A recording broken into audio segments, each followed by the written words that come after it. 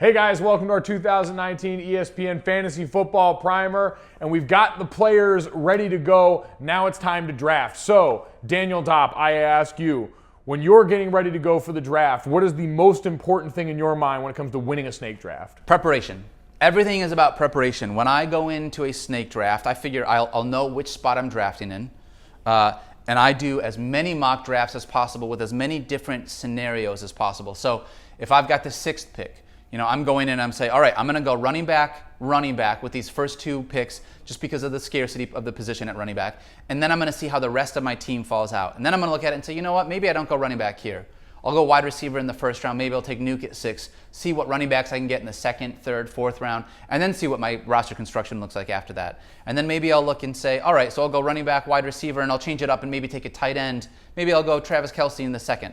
Now let me see how that looks. And I'll do all of these different, 5 or 6 different strategies while I'm doing a mock draft from the position that I'm drafting in and say, all right, I like this team the most. I think far and away this team makes me feel comfortable and confident with what it is that I can do there. And if that's the case, I'm going to go back in and do at least 1 or 2 more mock drafts with that same strategy to see, was that a fluke based on the people that I was mock drafting with, or are these people consistently available at the slot that I am at? Because then I have a really good strategy of saying these 3 or 4 guys are always around my position when I'm drafting, so I kind of have a good idea of where it's at.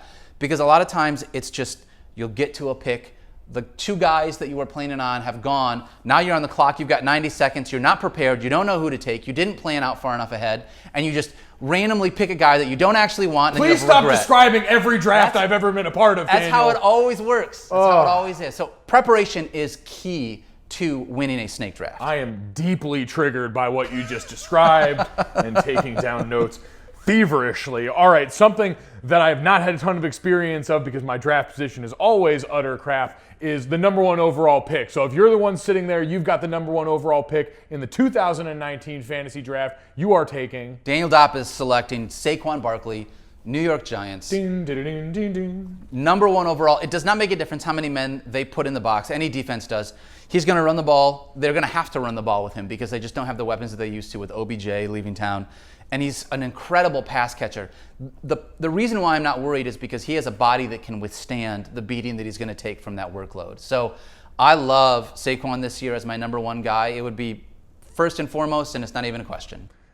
Dave Gettleman is somewhere breathing very heavily, muttering, yes, Daniel, yes, as he finished that. Talk to us in 2 years about that with Saquon Barkley, and we'll see. But year 2, feeling very, very good about that. And just in general, strategy-wise, even if you're not the first pick, the first round of your draft, you said this to me off air, you may not win the draft at the top end, but you can definitely lose it there. Oh, absolutely. It is so important to me to be risk-averse in the first probably 2 rounds, maybe 3 rounds, because you cannot win your draft in the 1st or 2nd round, but you can certainly lose it. If you draft a guy that is going to get hurt, if you draft a guy that has a potential suspension or something like that, or a holdout that you're not sure of, last year with Le'Veon Bell, how many fantasy managers took Le'Veon Bell in the 1st round with the idea that, you know what, okay, so I miss 4 weeks of Le'Veon Bell, I'll grab James Conner in the later half of the draft. And if you did that, great.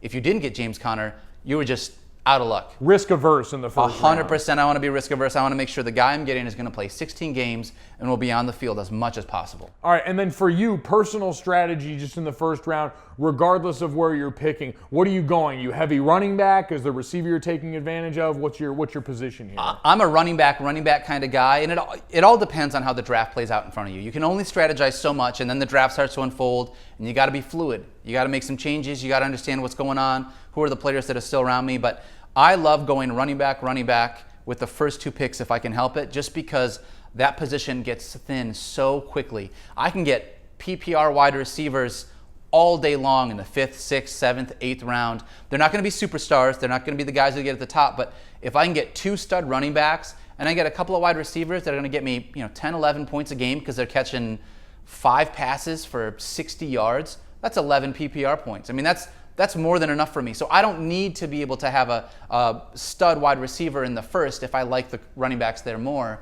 because I can get those points in the 2nd half of the draft. And so a part of that also goes to the other thing a lot of people worry about, which is roster construction. And yeah. I know this is interesting that it can almost end up being like a game of blackjack where it's not only what, but it's when and who's around you. Totally. So I'm looking, let's say that I've got the 7th pick of the draft, right?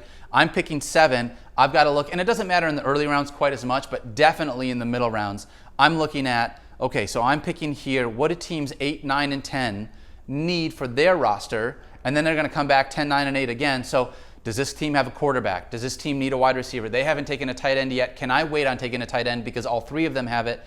There's only so much that you can do. Like you said, it's like blackjack. Like someone's not supposed to hit on 16, but you can't play in for stupid. So you do the best that you can. You make sure that you're set up with everything where it's like, all right, I think that I can wait on this guy. If someone goes, you've got to have a backup plan. But you're looking at the teams that are drafting in between your 2 picks to be able to help you plan basically 2 picks ahead. I think that's really valuable. And this is where all the mock drafting comes into play. Like you said, 100%. when those things start to hit the fan, do you have your contingency plans ready to go? All right, Daniel, last but not least, the most important question that's burning on everyone's mind.